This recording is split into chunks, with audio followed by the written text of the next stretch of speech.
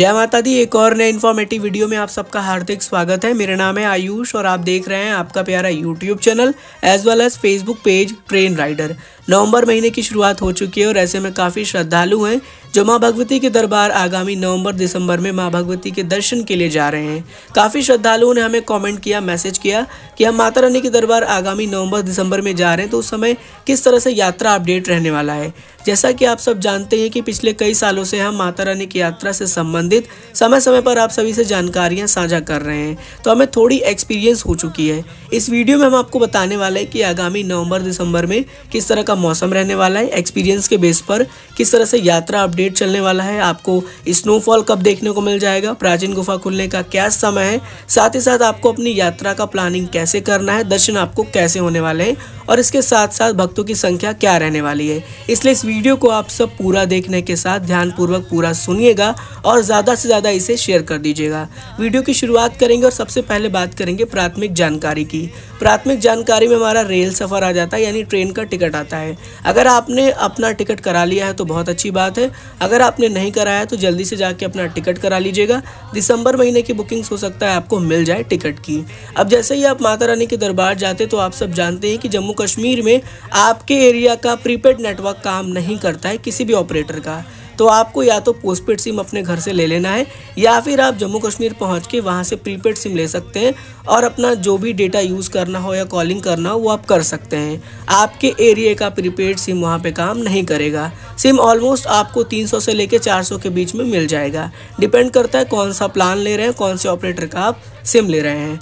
अब बात कर ली जाए, कटरा पहुंचने के बाद आपको सबसे पहले रूम्स या डॉर्मेट्री की जो है रिक्वायरमेंट होती है। रूम्स डॉर्मेट्री के लिए आप online Shri Mata Vaishno Devi shrine board के ऑफिशियल वेबसाइट पर जाकर बुकिंग कर सकते हैं। हालांकि नवंबर महीने की आपको बुकिंग्स नहीं मिलेगी क्योंकि वहां पर नवंबर महीने की बुकिंग नहीं शो हो रही है, तो उसके लिए आपको कटरा पहुंच के उनके जो ऑफलाइन काउंटर्स हैं वहां विजिट करना होगा। चाहे तो आप निहारिका कॉम्प्लेक्स चले जा सकते हैं या फिर आप चाहें तो आप पहुंच सकते हैं त्रिकुटा भवन, वहां से आपको डॉर्मेट्री या रूम्स जो है वो मिल जाएगा अगर अवेलेबल होगा तो। इसके साथ साथ अगर आप वहां पे रूम या डॉर्मेट्री नहीं लेना चाहते तो कटरा में भी आपको बहुत से ऐसे होटल्स मिल जाएंगे जहां पे आपको अलग अलग प्रकार के रूम्स मिल जाएंगे, आप वहां से भी रूम्स ले सकते हैं। साथ ही साथ अब आपकी यात्रा शुरू करनी होती है तो उसके लिए आपको सबसे पहले RFID कार्ड लेना पड़ता है। देखिए, मैं काफ़ी आपसे पहले भी रिकमेंड किया था कि अगर आप अक्टूबर महीने में जा रहे थे तो आप पहले से रजिस्ट्रेशन करा लीजिए और उसका फ़ायदा हुआ। काफ़ी श्रद्धालु जिन्होंने अपना रजिस्ट्रेशन ऑनलाइन कराया था RFID कार्ड के लिए,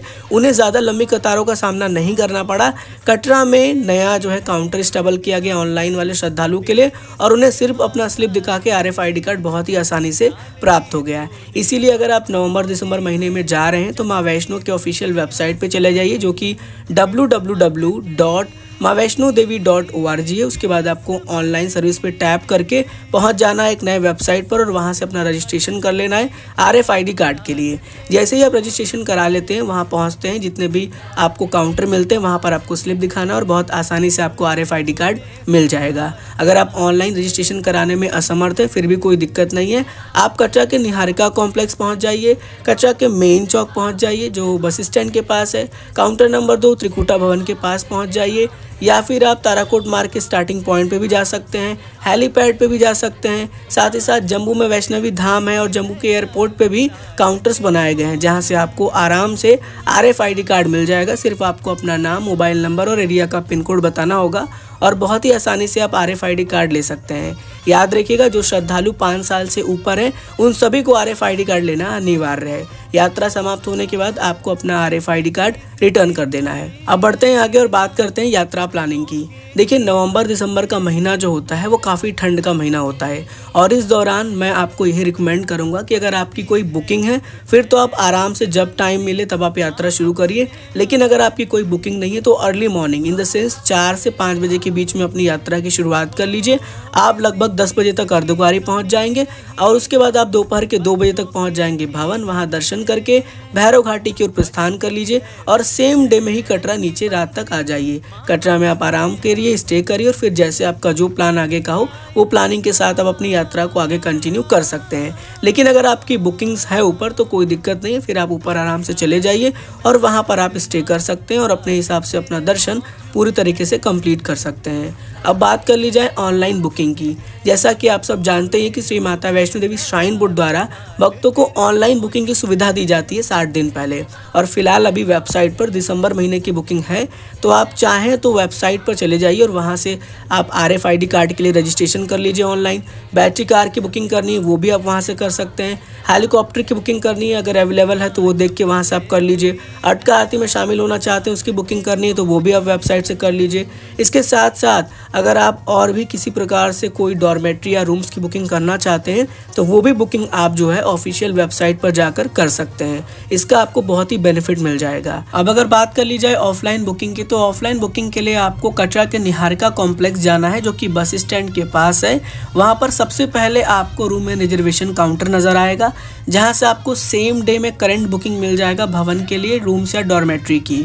साथ ही साथ इस बात का खास ख्याल रखना है कि वहाँ पर कंडीशन यही है कि जितनी जल्दी आप वहाँ पर जाएंगे उतना ज़्यादा चांसेस रहेगा आपको बुकिंग मिलने के लिए। यानी सुबह अर्ली मॉर्निंग 4 बजे से अगर आप लाइन में लगते हैं तो आपको ये पूरा चांसेस रहेगा कि डॉर्मेट्री या रूम्स की बुकिंग मिल जाए।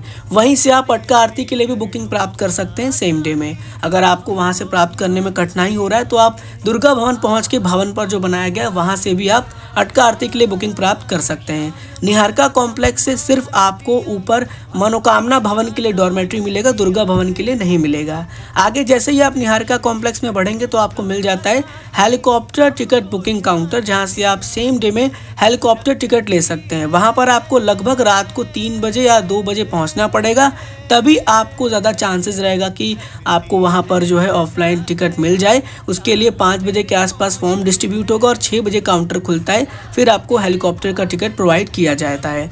इसके साथ साथ आपको बैटरी कार की बुकिंग ऑफलाइन प्राप्त करने के लिए अर्धकुंवारी बैटरी कार काउंटर पर पहुंचना पड़ेगा। वहां से आपको सेम डे में पता करना होगा, अगर अवेलेबल होगा तो आपको वहां से ऑफलाइन बुकिंग भी दे देंगे। और इसी के लिए अगर आपको रिटर्न आना है भवन से अर्धकुंवारी तो आपको भवन में बने बैटरी कार काउंटर पर पहुंचना है जो कि मनोकामना भवन के जस्ट बगल में है। वहां से आपको पता करना पड़ेगा, अगर अवेलेबल होगा तो आपको बैटरी कार की बुकिंग भी प्रोवाइड कर देंगे। तो यहाँ से आप ऑफलाइन बुकिंग के लिए ट्राई कर सकते हैं। अगर अवेलेबल होता है तो आपको ज़रूर दे देंगे, और जो कंडीशन मैंने आपको बताया अगर आप उस टर्म्स एंड कंडीशन को फॉलो करते हैं तो आपको वहाँ पर बुकिंग ज़रूर से मिल जाएगा। अब अगर आपको किसी प्रकार से कोई भी ऑनलाइन ऑफलाइन बुकिंग नहीं मिलता है तो आप भवन पे कहाँ पे स्टे कर सकते हैं।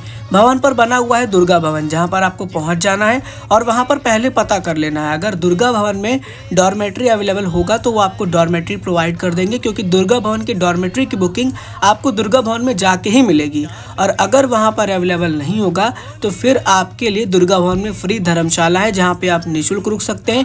वहां पर आपको किसी प्रकार से कोई भी शुल्क नहीं देना है, सिर्फ आपको वहां पे जगह का इंतजार करना है। लगभग शाम को 7 से 8 बजे के आसपास में वहां पर जो है वो दरवाजे खोल दिए जाते हैं और भक्त अंदर एंट्री करते हैं। और वहां पर भी यही है, पहले आइए पहले पाइए, यानी जितनी जल्दी आप वहां पर पहुंचेंगे उतना ज़्यादा चांसेस रहेगा आपको वहां पर जगह मिलने के। तो वो सबसे बेटर रहेगा आपके लिए। फिर आप वहां पे नाइट स्टे कर लीजिए और अर्ली मॉर्निंग आप अपने यात्रा में आगे बढ़ जाइए। अब आगे बढ़ते हैं वीडियो में और बात करते हैं अर्धकुंवारी दर्शन का, जिसे हम गर्भजून गुफा कहते हैं। देखिए वहां पर क्या होता है कि लगभग जो है श्रद्धालु का एक टाइमलाइन चलता है कि जैसे 6 घंटे बाद नंबर आएगा, 24 घंटे बाद नंबर आएगा, ऐसे जो है वेटिंग समय चलता है। तो डिपेंड करता है श्रद्धालु की संख्या के ऊपर कि वेटिंग समय किस प्रकार से कैसा चलता रहता है। नवंबर में तो संख्या ज़्यादा नहीं रहने के चांसेस है, लेकिन दिसंबर के लास्ट में संख्या बहुत तेज़ी से इंक्रीज होगी, क्योंकि काफ़ी श्रद्धालु जो हैं वो अपने लास्ट मंथ की जो यात्रा है वो वहाँ पे समाप्त करते हैं और न्यू ईयर से अपनी यात्रा की शुरुआत करते हैं। इसीलिए उस समय संख्या ज़्यादा रहने के बहुत ज़्यादा चांसेस है। इसीलिए आप कोशिश ये करिएगा कि जैसे आप अर्धकुंवारी मंदिर पे पहुँच रहे हैं वहाँ जाके गर्भजून पर्ची काउंटर से अपना पर्ची कटा लीजिएगा और फिर आगे आप यात्रा की शुरुआत कर सकते हैं। और लगभग अप्रॉक्स 24 से 48 घंटे का संख्या उस समय बना ही रहेगा नवंबर और दिसंबर में। नवंबर में तो और कम भी हो सकता है, लेकिन दिसंबर में अप्रॉक्स यही वेटिंग संख्या रहने के पूरे चांसेस हैं। अब बात कर ली जाए माता रानी के भवन में आप किस प्रकार से किस समय दर्शन करें तो आपको दर्शन बहुत अच्छा होगा। देखिए होता क्या है कि माता रानी के दरबार में सुबह शाम में अटका आरती होती है। सुबह 6:20 से लेके लगभग 8:30 बजे 9 बजे तक होती है और वैसा ही समय शाम का भी रहता है। तो उस समय होता यूँ है कि सभी श्रद्धालु लाइन में लगे रहते हैं, जिस वजह से लाइन लंबी हो जाती है और जल्दी जल्दी दर्शन कराना पड़ता है वहाँ के जो भी प्रशासन है। इसीलिए आप ये ध्यान रखिएगा कि आपको सुबह शाम की अटका आरती के पहले और बाद में लाइन में नहीं लगना है।